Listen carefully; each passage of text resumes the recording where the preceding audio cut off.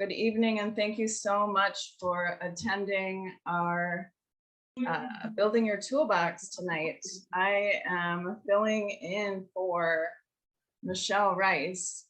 Our Building Your Toolbox is a monthly educational series where practitioners teach individuals a pain management strategy or skill. I want to first introduce myself. My name is Sara Gehrig. I am filling in, as I said, for the wonderful Michelle Rice. She is usually here, and I am not. I lead many of the groups, which you will hear soon. I am from Northern Wisconsin. I am a mom of two wonderful young adult sons, and I have lived with chronic pain for 30 plus years. I have been a volunteer of peer-to-peer groups. I lead 4 different groups here, which you'll learn in a little bit, for nearly 2 years. I am happy to co-facilitate with Bobby Blades. There she is, you can see her. And Bobby Blades is a longtime volunteer support group leader for this organization. Tonight's discussion is so near and dear to my heart, and I am truly honored to not only co-facilitate tonight, but to also present my story of the impact of these peer-to-peer support groups that they can have on living with chronic pain or caring for a loved one with pain. I will be joined by, oh, this is so near, these fellow leaders. They are my family. They are my brothers and sisters, the other fellow volunteer leaders who will also reflect on the role of these peer-to-peer groups, how they have in their day-to-day life. And at the end, we will open with questions and answers, like I said. So tonight's Building Your Toolbox is the impact of peer-to-peer support groups. Thank you so much for coming to this month's Building Your Toolbox. Next slide, please. So a little bit about U.S. Pain Foundation. The U.S. Pain Foundation is committed to improving the lives of people with pain. Our mission is to empower, educate, connect, and advocate for all individuals, kids, and adults living with chronic pain. We advocate and we have events, a pediatric program for children and families, advocacy efforts. We have awareness magazine called Invisible Project, and more. To learn more and how to get involved, you can visit uspainfoundation.org. This month is exciting. It's our Pain Awareness Month. September is always Pain Awareness Month, and this month is Research Pain, Man is Pain, and you can learn all about that. And this month we chose #PainTrials. Our focus is to show the importance of researching pain in order to better manage pain. We aim to highlight how critical research is in order for us to understand the neurobiological basis of pain in the human body, to discover and develop novel treatments, and to better understand the comparative effectiveness of existing treatments. We have a lot of planned events this September. If you are a social media junkie, you can find us on all the platforms. We have daily postings on all the social media platforms. We're publishing weekly articles on our websites. We're developing an educational resource on understanding and clinical trials. We're hosting 3 very incredible webinars. One already was on September 1st, and you can find it on our YouTube channel. It gave us all hope that the NIH researchers are doing incredible things for us. If you have not seen it yet, go watch it, please. You will have so much hope. We are collaborating on 4 short videos with the Humana Network Center on the online portal. They're incorporating researchers into several of our peer-to-peer support groups. So that's coming up. That's very exciting. And they're hosting 2 in-person patient education events at the Humana Neighborhood Center in Las Vegas. So a lot of things, and you can find this all at the U.S. Pain Foundation's website. When you go to their website, you're prompted to their Pain Awareness Month page. And so a lot of exciting things happening. Next slide, please. and I'll turn it over to Bobby. Okay, we're going to be going over a few housekeeping items, and then we'll be talking about the impact of peer-to-peer support groups. You'll hear the lived experiences of others utilizing peer-to-peer support groups, and then we'll have the discussion afterwards. Next slide, please. So that housekeeping, just to go over some of the rules, we're all on mute for the first portion, except the speaker talking. And questions will be taken at the very end. Like Sara mentioned before, please do not use the chat feature until we're finished. At that point, if you feel more comfortable typing in your questions and we can get to them, then do so. Otherwise, we'll go by raising your hands. During the question and answer, also, you can raise your hand through the icon at the bottom of your Zoom screen. On my screen, I see a little smiley face and it says reactions. And if I highlight that, I get a choice of raising my hand and lowering my hand. So perhaps your input is the same on your device. Please keep questions on topic as much as possible. And if you don't have the same icon and you can't figure it out, you're welcome to just raise your hand. If you're responding to another participant, please be careful not to rescue or give advice. We're here to validate and support each other. Remember that different treatments work differently for everyone. Be respectful of other opinions. And please remute yourself once you're done speaking. Next slide, please. Tonight's event is educational only. The information is not meant to take the place of your healthcare provider. You should always consult with your practitioner about your unique health situation. U.S. Pain Foundation does not recommend or endorse any one therapy, treatment, or product. And if you feel that your medical condition or conditions are adversely affected by your participation in this webinar, it's your responsibility to discontinue participation and to immediately consult with your healthcare provider. Next slide, please.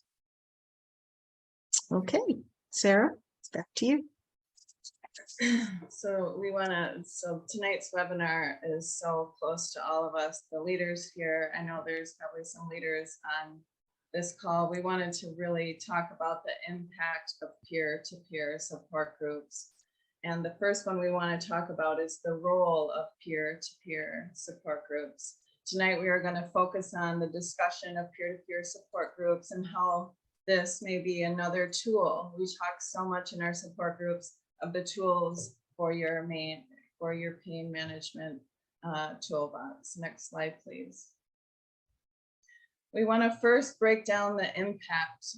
Before we begin, let's look at some key data that illustrates the impact of pain on mental health. This is so important for all of us here tonight. In 2020, the Mental Health America released findings from more than 161,000 people living with arthritis or other chronic pain who completed a free online mental health screening between 2015 and 2019. They found that 79% of people with arthritis or other chronic pain screened positive or moderate to severe for mental health conditions. Chronic pain was linked to worsened mental health status across a variety of mental health conditions. For instance, 54% of screeners with chronic pain experienced severe anxiety versus 43% without. And 47% of screeners with chronic pain experienced severe depression versus 36% without. And as again tonight, if you can't write all this down, this is going to be on our YouTube channel. So I really hope you'll just be comfortable, listen, and we really want to normalize this conversation. You are not alone. So please just listen. You don't have to write anything down. and just know that you're not alone. Mary Beth, next slide, please. And I really want to tell everyone, Mary Beth is our tech support, and without her, we would not be able to be doing this. So thank you so much, Mary Beth. So this slide is just so important. This is a survey report. The U.S. Pain Foundation found that chronic pain has devastating consequences overall. 99% or nearly all reported that pain has restricted their ability to engage in routine activities like exercise, household chores, sleeping, and socializing. 79% felt stigmatized because of pain. Nearly 60% of respondents reported feeling anxiety-like or depression-like symptoms daily, or a few times a week. Yet despite those numbers, 38% of respondents reported that their current healthcare professionals do not ask about their mental health or if they are experiencing feelings of anxiety or depression. It is clear that our mental health and chronic pain are interconnected, but what does that mean and how can peer-to-peer support groups help? And that's what we wanted to talk about tonight, how the impact of peer-to-peer groups help. Next slide, please. So what does peer-to-peer support mean? Let's first define peer-to-peer support. Simply put, I think we need to skip to the next one, Rita. There we go. First, let's define what peer-to-peer support means. Simply put, peer-to-peer support is when people use their own lived experiences to help other people. While there are different forms and types, the aim is to bring together people with shared experiences to support each other. This makes me smile because this is exactly what we do in all of our groups. And I know you're going to hear this time and again tonight, is we bring together people with shared experiences to support each other, provide a space where all feel accepted and understood, and treat everyone's experiences as being equally validated and recognized. Next slide, please. So what is the difference between a therapy group versus peer-to-peer? Differentiating between peer-to-peer and therapy groups is really important for us, especially here at US Pain Foundation. Basically, therapy groups bring together individuals with the common experiences to gain treatment under the guidance of a licensed mental health care provider. This difference from peer-to-peer groups, which are led by individuals who share a common experience and typically discuss a theme or a topic in each meeting. Another point to share is that therapy groups typically have a fee associated with them to attend, though it may be covered by your health insurance. Peer-to-peer groups are typically provided at little to no cost. So here we see therapy groups bring together individuals, like I just said, by the guidance of a licensed mental health provider. And as you hear at we read support group rules at every one of our meetings, we make sure to say that we aren't a therapy group, we are an educational group. And you'll hear when the 5 of us speak that we are volunteers with chronic pain. I think all 5 of us speaking tonight have chronic pain and probably have been caregivers as well.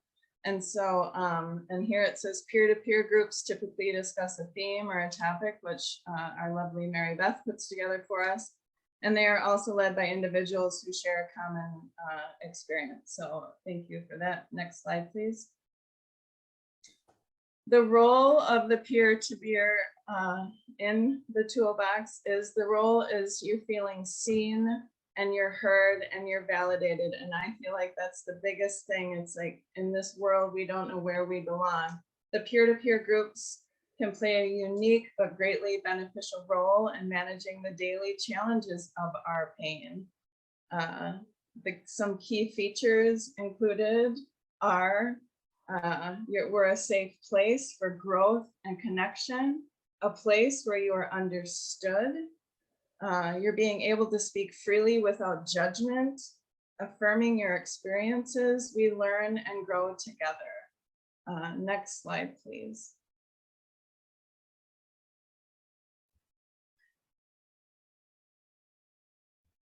Here are a few resources, and you will hear at our group so many resources all the time. Before we hear the real life impact peer-to-peer groups have had on lives of some of our US Pain Foundation's peer-to-peer leaders, I want to share a few valuable resources with you. As I have shared, US Pain offers national groups. We have 6 national groups. They are the first 4 Thursdays of the month, the last Saturday of the month, and then we have a daily group that meets every day, most Saturdays and every Sunday. That's a national group as well. We have 18 state groups. If there isn't a state group in your state, you can go to a neighboring state or a state that's best for your time. And we have 13 wonderful specialized groups. There really is something for everyone. It's so incredible to be with like-minded and like-bodied people. We have a BIPOC group, an LGBTQ group, a veteran group. We really do have something for everyone. We have a creative arts group. It's just incredible to be in a pain community with people who are like-minded and like-bodied. These are free groups, and it helps manage our pain and just to be in that community. There are, and then there's that Far From Alone is a national campaign committed to improving mental health by increasing social connectedness and reducing feelings of loneliness. The campaign aims to drive more conversations to normalize loneliness and isolation, raise awareness about its negative health consequences, and leverage existing resources to help individuals.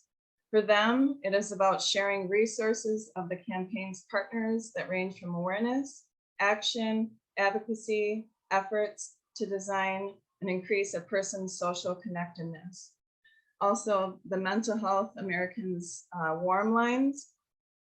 Warm Lines is a peer-run listening line staffed by people who are in a mental health recovery themselves. This resource is free, it's confidential, and it gives you the ability to have a conversation with someone who can provide support during hard times. We also, all of us leaders, like to tell everyone that there also is a free and confidential mental health crisis line that's there for you 24/7. You can call 988. It's just not for if you're having ideations, if you're anxious, if you're depressed, if you're in a flare, you can call 988. And if you want to chat instead of call, you can use their chat feature, which is 988lifeline.org. Those crisis counselors are on the other end to get you through to maybe your next counseling appointment. Maybe it's to get you to the next group, or you have plans. They are there. They have tools for you that maybe we just don't have. They're there for you. And if maybe calling or chatting isn't the best, you can also text 741-741. And when you text, they put you in a queue as to how you're doing. So if you're really struggling, really say that so they can best effectively manage your care. Those resources, all these resources are for you. Utilize them, put them in your toolbox. This is what we're here for, to help you and to validate you and to really help you have all the tools. Leave your toolbox open. I always tell everyone, it's not like that treadmill that's at home that has all the laundry in it.